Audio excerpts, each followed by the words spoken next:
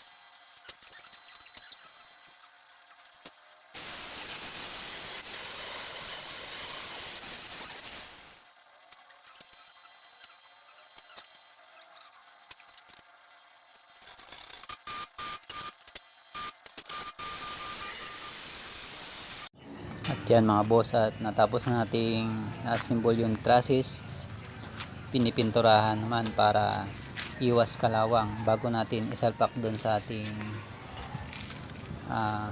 pader. Yan.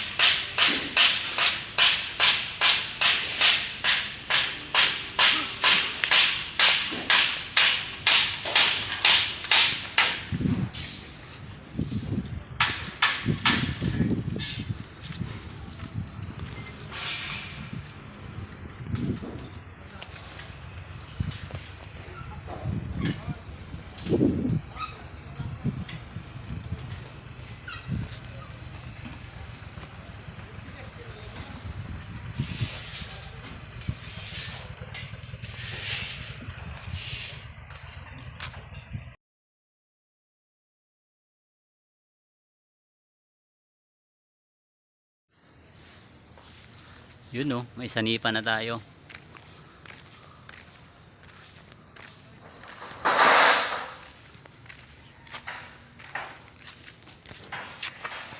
Bali yung holder ng sanipa namin, yung angle bar. Yung kasama natin si Master Janjan. Yung holder ng ating sanipa, yan angle bar na yan. Yan, kahit di pa siya naka-welding yan, hindi nalalaglag kasi naka-hook na hook na siya. Yan, lahat yan.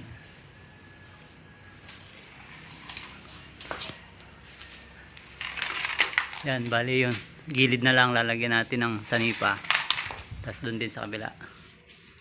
Alright. Yan, may C-pardins na rin na nakalatag.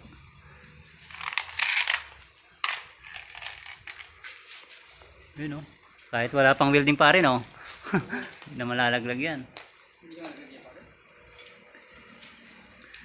Nakasabit sa angle bar. Ayos. Baling gilid na lang, kakaltasan pa.